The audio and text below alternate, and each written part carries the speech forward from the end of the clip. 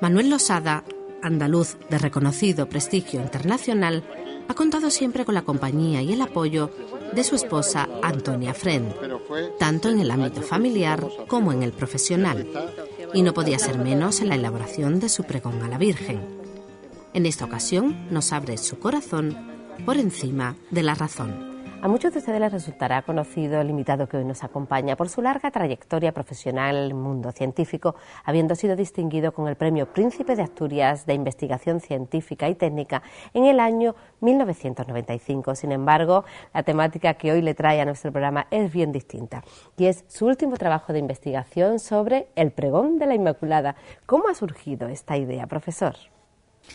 Bueno, de motu propio, o sea, por mí mismo nunca hubiera emprendido esta tarea.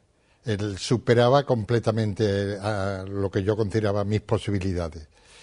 Pero se ve uno algunas veces implicado en ciertas situaciones que no tienen salida. O sea, como cuando uno dice que lo va a coger el toro. A mí me cogió el toro. Y entonces fue una cosa imprevista que me propusieron como pregonero el año anterior para que con un año de tiempo preparara el pregón. Yo lo vi desde el principio como, en fin, un embarazo del que yo difícilmente podría salir.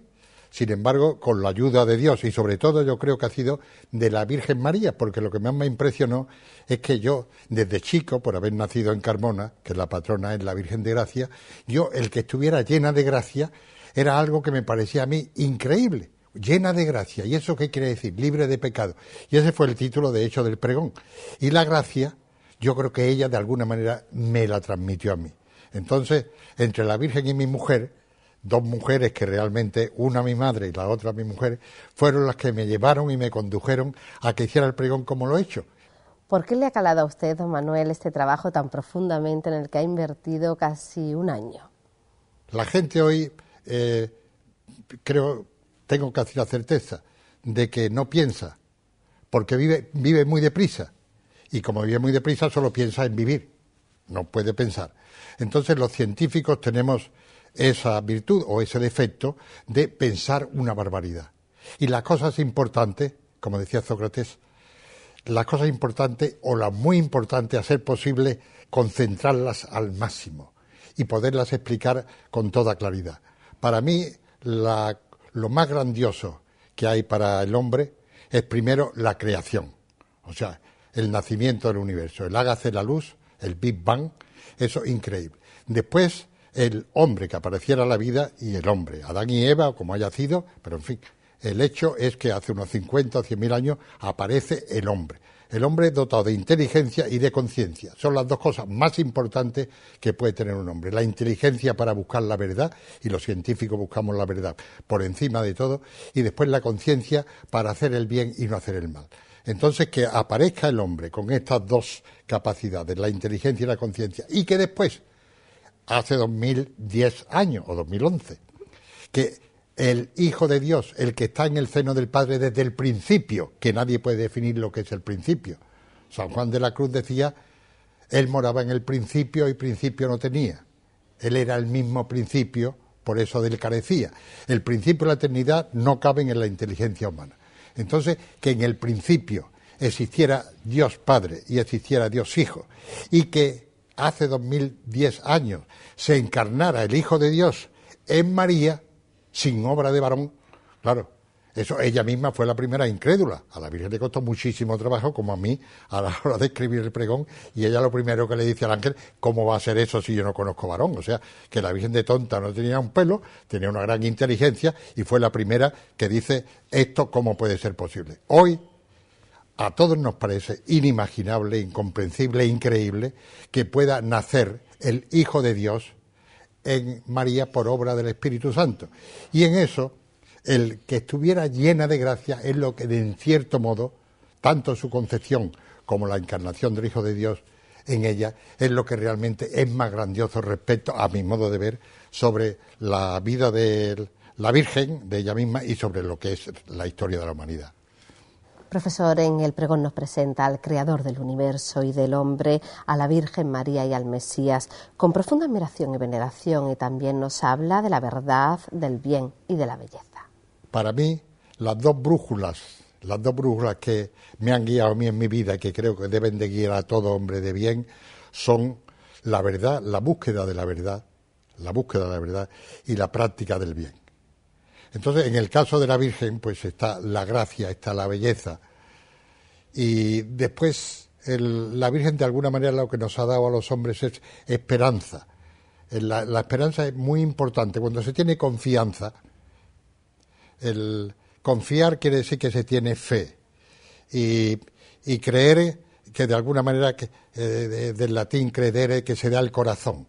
Entonces, esto, para la inteligencia, que es muy, muy racional, pues lo de tener esta ternura que supone el ser hombre desde el punto de vista cordial, el darle el corazón a alguien, el confiar eso no es fácil.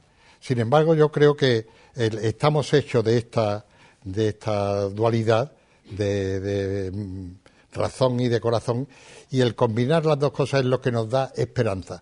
A mí, ahora mismo, ya a la edad que tengo, creo que de las cosas más grandes que puede tener uno en el mundo es la esperanza.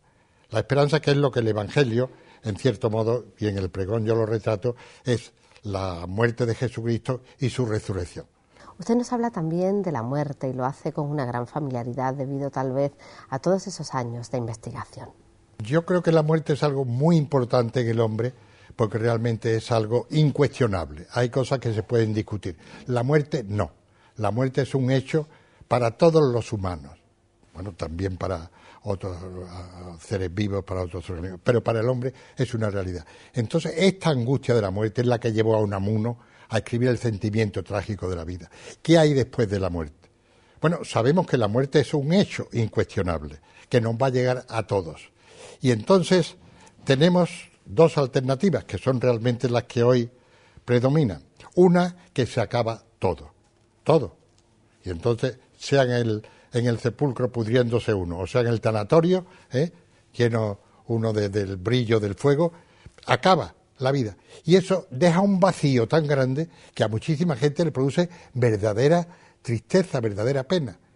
Incluso el que cree que no hay nada más se queda triste. Y después viene lo otro, que después de la muerte hay una vida eterna. De hecho, en la Biblia, cuando se lee sobre todo el Evangelio de San Juan, el conocer a Dios, en cierto modo, es la vida eterna. La vida eterna es conocer a Dios, verlo. Y mucha gente, incluso los incrédulos, creen que realmente cuando uno muere, ve luz, ve algo inesperado, que ya para todo el resto, que eso es la eternidad, que nadie puede definir, pues es lo que le llena. Entonces yo creo que esta realidad, que es la muerte, primero la debíamos de pensar más. Se piensa muy poco en la muerte. Pero cuando uno piensa, sobre todo, cuando uno ve a su alrededor la cantidad de gente que sufre. El dolor, la pena, la tristeza, eso que uno ve alrededor, es de las cosas que a mí ahora, a mi edad, más me impresionan. Y es lo que le lleva a uno a la solidaridad con el género humano, el sufrimiento, el sacrificio. Nos habla de misterios, pero también de milagros. Hablo de misterios y de milagros y creo que esto es importantísimo. Cuando yo fui a estudiar a Estados Unidos, hacia el año 50 del siglo pasado, entonces no se sabían cosas que son muy importantes y que hoy se saben. De hecho, cuando la ciencia empieza a ser los tiempos de Galileo con su telescopio ve lo que se llama el Camino de Santiago, la Vía Láctea, y le da muchas gracias a Dios. Dice, ¿por qué Dios me ha escogido para que yo vea estas maravillas y que sea yo el primero que las ve? Él ve lo que es el mundo estrellado. Pues eso era un misterio. Era un misterio lo del Big Bang. Era un misterio cuando yo fui a estudiar lo que hacían las plantas. Las plantas, pues lo que hacen son alimentos, que los tomamos directamente, como tomates, como, en fin, todos los alimentos, las verduras, las frutas, y las plantas, pues indudablemente viven y le dan de comer a todo el mundo. Y lo curioso es que las plantas viven de la luz del sol. Entonces, eso es un milagro. Y no se ha sabido hasta hace muy poco tiempo. Era un misterio hasta que nosotros empezamos a estudiarlo en gran parte. Ya ese misterio se ha desvelado. Ahora mismo se sabe cómo la planta hace el pan y dice uno, bueno, ¿y qué es el pan? Pues la planta simplemente coge lo que tiene a su alrededor, el aire y el agua. Y con el aire y el agua, lo que es una gaseosa, una bebida carbónica, hace el pan.